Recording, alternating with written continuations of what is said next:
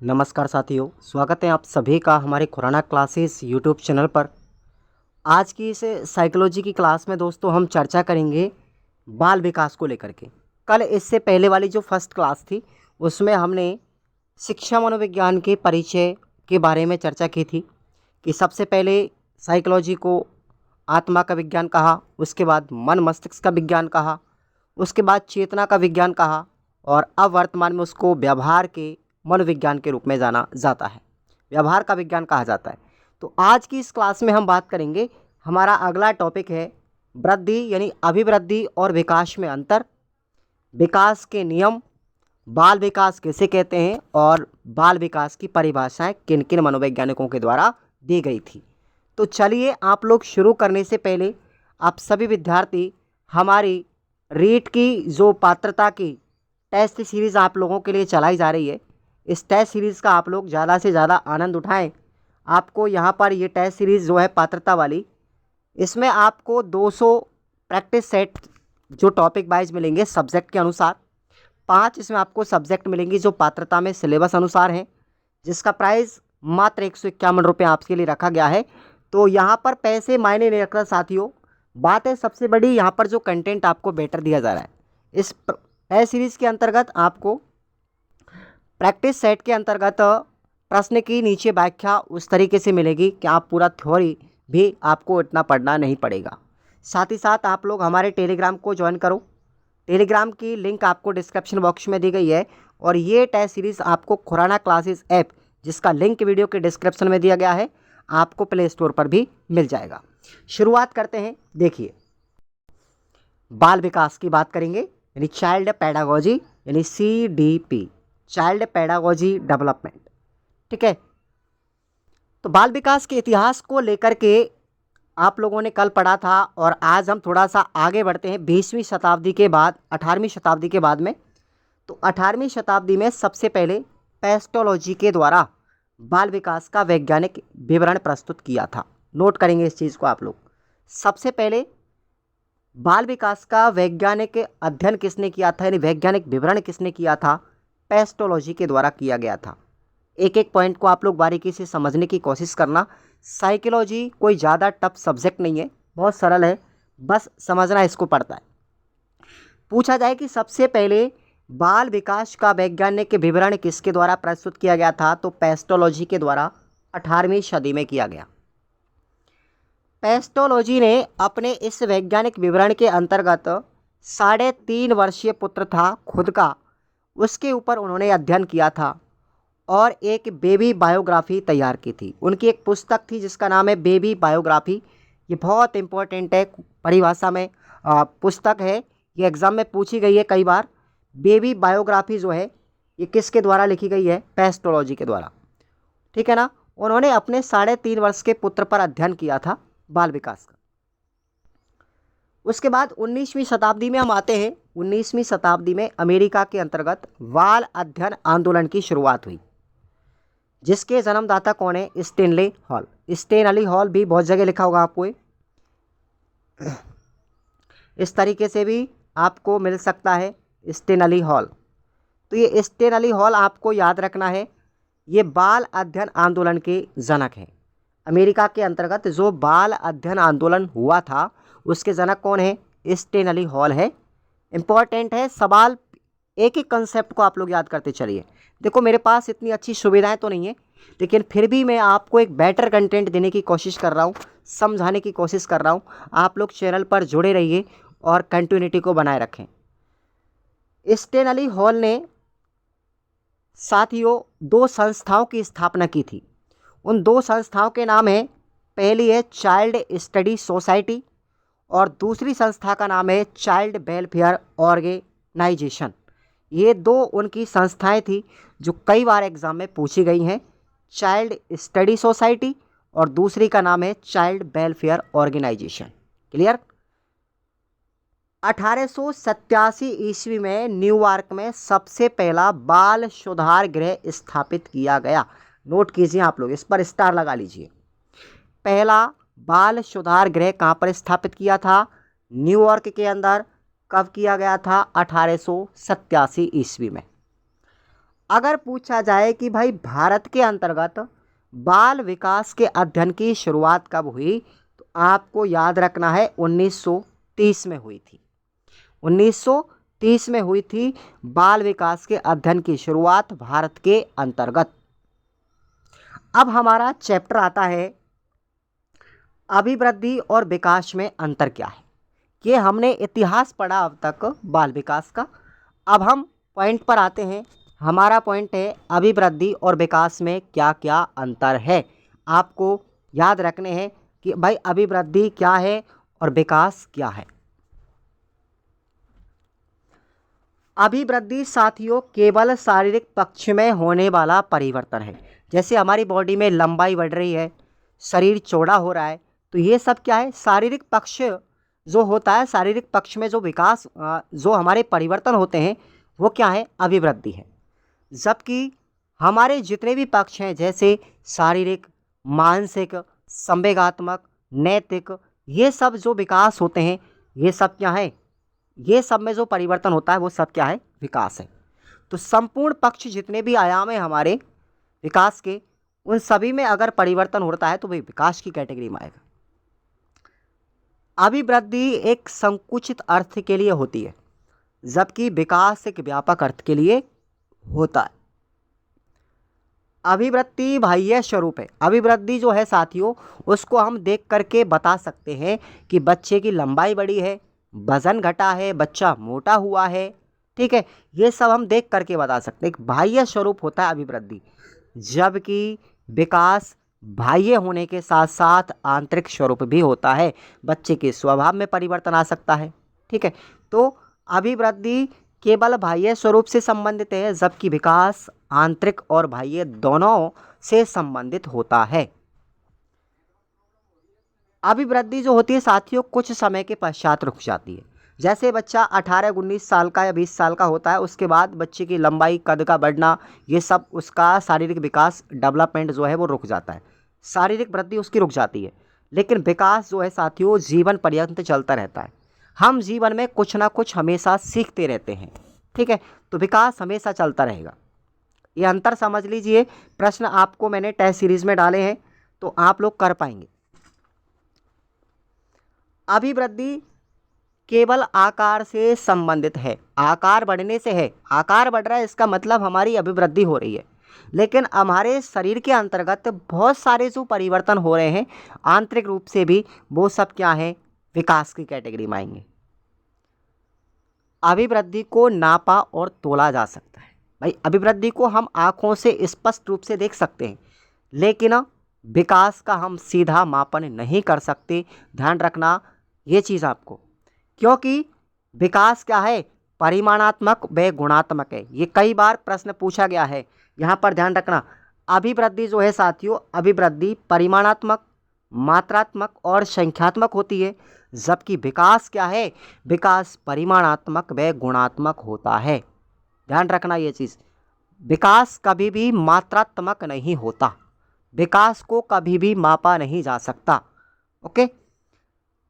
अभिवृद्धि रचनात्मक होती है। अभिवृद्धि क्या है, रचनात्मक है, जबकि विकास रचनात्मक होने के साथ साथ विकासात्मक भी होता है।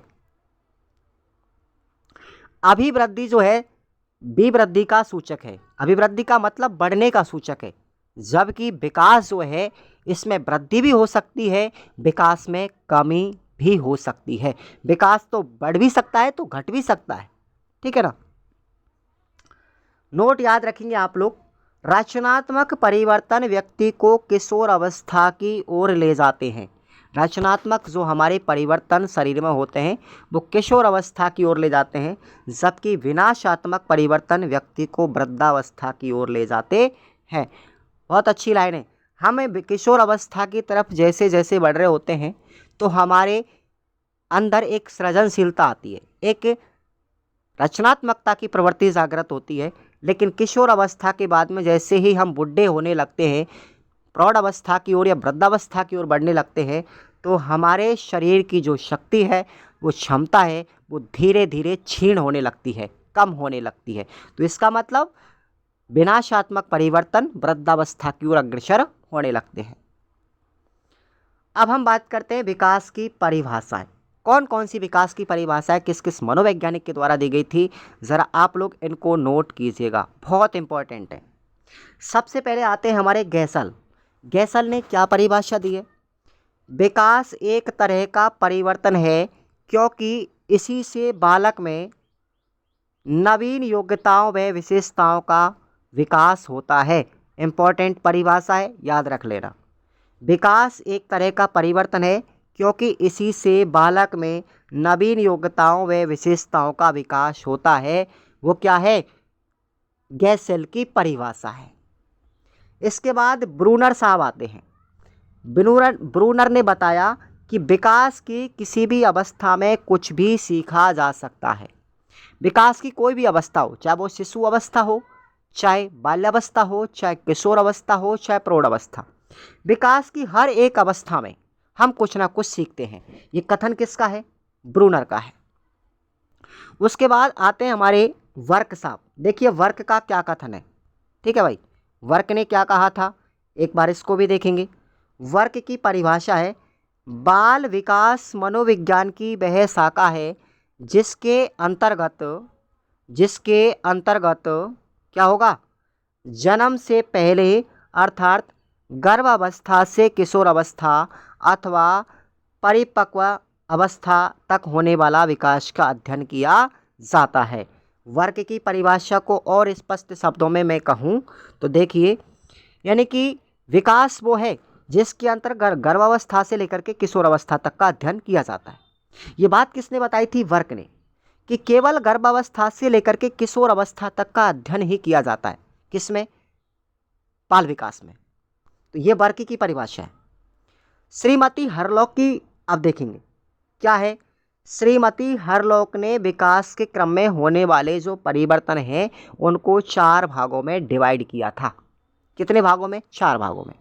कौन कौन से? जैसे आकार में परिवर्तन हो रहा है तो ये भी एक विकास है। अनुपात में परिवर्तन हो रहा है, पुराने चिन्हों का लोप हो रहा है और नवीन चिन्हों का उदय हो रहा है। अब जैसे समझिए, पुराने चिन्हों का लोप, इसका मतलब बच्चे के जब दूध के दांत आते हैं तो उनका एक समय के पश्चात में विलोपन हो जाता है, खत्म हो जाते हैं। और नवीन चिन्हों का उदय होना, जैसे आदमी के या व्यक्ति के दाढ़ी मूछों आती हैं, आवाज़ का भारी होना पुरुषों की, महिलाओं की आवाज़ का पतली होना, महिलाओं में वाक तंत्र का तीक्ष्ण होना, ये सब जो परिवर्तन हो रहे हैं ये नवीन चिन्हों के उदय हैं। तो यहाँ पर एक एग्जाम्पल के तौर पे मैं आपको बता रहा हूँ, ठीक है।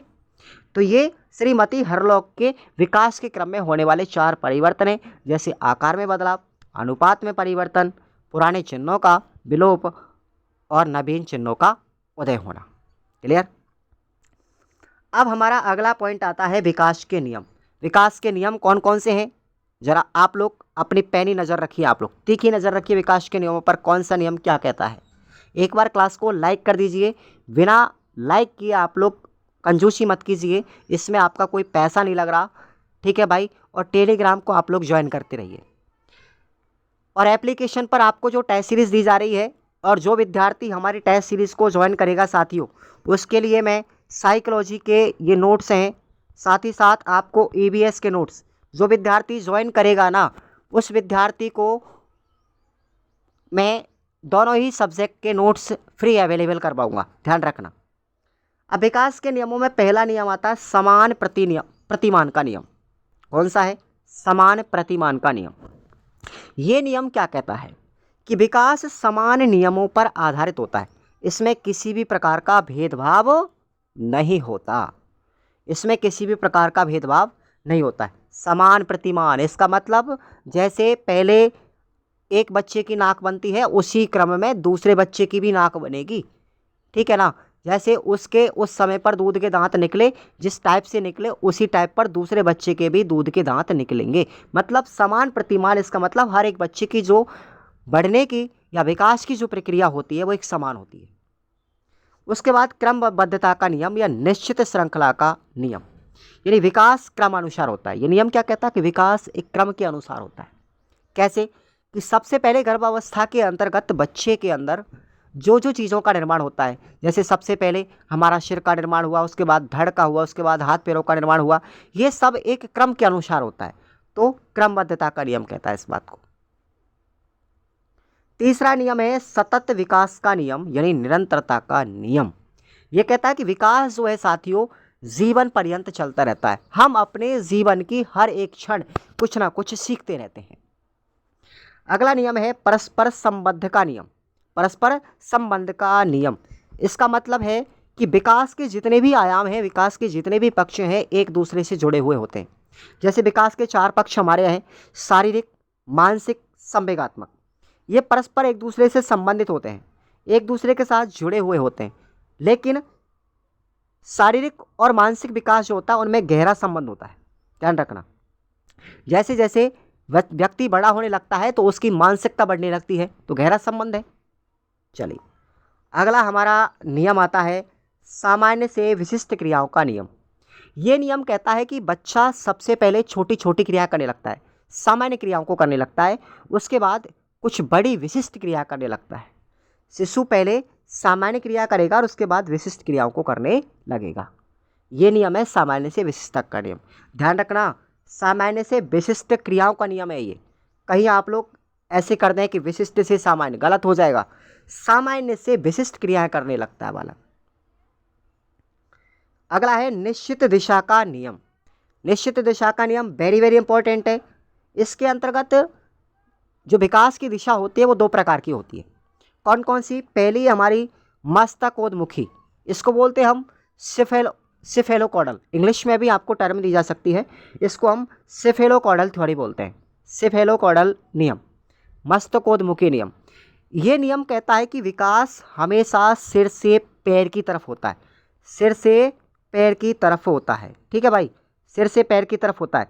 बच्चे का सबसे पहले सिर बना, उसके बाद धड़ बना, उसके बाद हाथ पैर बने, ठीक है, उसके बाद उंगलियों का निर्माण हुआ। इस तरीके से होता है। जैसे सबसे पहले बच्चे का सिर बना, उसके बाद धड़, उसके बाद पैर, इनका निर्माण होने लगता है। तो ये क्या है? निश्चित दिशा का नियम है। ये पूछा गया एग्जाम में कि आपको मस्तकोन्मुखी नियम के अंतर्गत निम्न का विकास का क्रम बताइए, निम्न के निर्माण का क्रम। तो सबसे पहले बच्चा का सिर बनता है, उसके बाद धड़, उसके बाद हाथ और लास्ट में पैर बनते हैं। दूसरा नियम है निकट दूर नियम। ये होता है केंद्रीय परिधि का नियम। केंद्रीय परिधि का मतलब, इसको बोलते हैं हम इंग्लिश में प्रॉक्सिमो डिस्टल थ्योरी। क्या बोलेंगे? Proximo distal theory. इसमें विकास जो होता है वो केंद्र से सिरों की ओर होता है, केंद्र से परिधि की ओर होता है, अर्थात अंदर से बाहर की तरफ होता है। जैसे ये हमारा शरीर है, हमारे शरीर के अंदर सबसे पहले फेफड़े, गुर्दे, हार्ट वगैरह सब बनते हैं। उसके बाद सबसे लास्ट में क्या बनते हैं? हमारी बॉडी के अंदर चमड़ी वगैरह ये सब स्किन बनती है। ठीक है, बाहर का वातावरण बनता है, हाथ पैरों का निर्माण होता है। तो ये होती है हमारी कौन सी? प्रॉक्सिमो डिस्टल थ्योरी, यानी कि केंद्र से परिधि की तरफ सिद्धांत। अगला नियम है व्यक्तिगत विभिन्नता का नियम। व्यक्तिगत विभिन्नता का नियम क्या कहता है कि जन्म से ही कोई भी बालक प्रतिभाशाली होता है। कोई ना कोई जन्म से कोई भी बालक प्रतिभाशाली होता है, तो कोई सामान्य बुद्धि का होता है तो कोई मंद बुद्धि का। ये होता है व्यक्तिगत विभिन्नता, यानी कि प्रत्येक बच्चे में कुछ ना कुछ विशिष्टता पाई जाती है, कुछ भिन्नता पाई जाती है। कोई बच्चा तेज बुद्धि का होता है तो कोई कम बुद्धि का होता है। अगला नियम है विकास की गति में भिन्नता का नियम। ठीक है, तो देखिए विकास की गति में भिन्नता, यानी कि प्रतिभाशाली जो बालक होते हैं, ये नियम क्या कहता है कि प्रतिभाशाली जो बच्चे होते हैं वो जल्दी सीख जाते हैं, उनकी गति बहुत तेज़ होती है सीखने की। जबकि जो मंद बुद्धि का बच्चा होता है वो कम गति से सीखेगा, सामान्य बुद्धि का बच्चा सामान्य गति से सीखेगा। तो प्रत्येक बच्चे में सीखने की जो गति होती है वो है विकास की गति में भिन्नता का नियम। गति अलग अलग होती है सब में। अगला नियम है अंत्यक्रिया का नियम। अंत्यक्रिया, इसका मतलब ये एक नियम कहता है कि बच्चा जो होता है वो या तो देख करके सीखेगा, या सुन करके, या अनुकरण के द्वारा सीखेगा। ठीक है ना? तो पहले बालक की अपेक्षा दूसरा बालक ज़्यादा तीव्र गति से सीखता है, यानी कि जो बालक देख करके, सुन करके या अनुकरण करके कोशिश कर रहा है ना, वो जल्दी सीखेगा बजाय पहले बच्चे के। चलिए अगला नियम देखिए। अगला नियम इंपॉर्टेंट है वर्तुलाकार नियम। तो ध्यान रखना, विकास केवल लंबाई में ना हो करके कैसा होता है? लंबाई में ना हो करके, रेखीय ना हो करके कैसा होता है? चारों तरफ होता है, वर्तुलाकार होता है। इस तरीके से होता है अपना वर्तुलाकार विकास। ठीक है ना, वर्तुलाकार होता है, इस तरीके से सीधा नहीं होता कभी भी। जैसे ध्यान रखेंगे आप लोग, जैसे इस तरीके से। अब यहाँ पर विकास इतना हुआ, इसके बाद यहाँ तक पूरी तरीके से परिपक्व होने के बाद अगली अवस्था में जाएगा, फिर परिपक्व होने के बाद अगली अवस्था में जाएगा। तो इस तरीके से विकास क्या है, वर्तुलाकार है। ध्यान रखेंगे आप लोग। विकास में परावर्तन का नियम, ये भी कौन सा है, ध्यान रखेंगे। विकास में परावर्तन का नियम, ये अगला नियम है।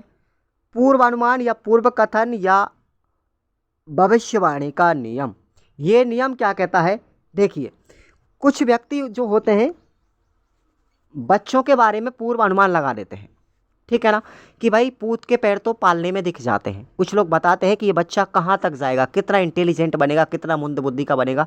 तो विकास जो होता है, ध्यान रखना आप लोग, विकास पूर्वानुमेय होता है, विकास के पीछे भविष्यवाणी की जा सकती है। तो विकास क्या होगा, पूर्वानुमेय होता है। ध्यान रखना है आपको, ये लाइन याद रखना, विकास हमेशा पूर्वानुमेय होता है, विकास के बारे में भविष्यवाणी की जा सकती है। विकास की अगला नियम है, विकास की प्रत्येक अवस्था के अपने अपने खतरे होते हैं। विकास की प्रत्येक अवस्था के अपने अपने खतरे होते हैं। शिशु अवस्था में बच्चे को कोई परेशानी आएगी, किशोर अवस्था में अलग परेशानी आएगी, बाल अवस्था में भी परेशानी आएंगी। तो अलग अलग स्टेज पर जा कर के अलग अलग परेशानियों का सामना करना पड़ता है। तो हर प्रत्येक अवस्था में अपने अपने खतरे होते हैं।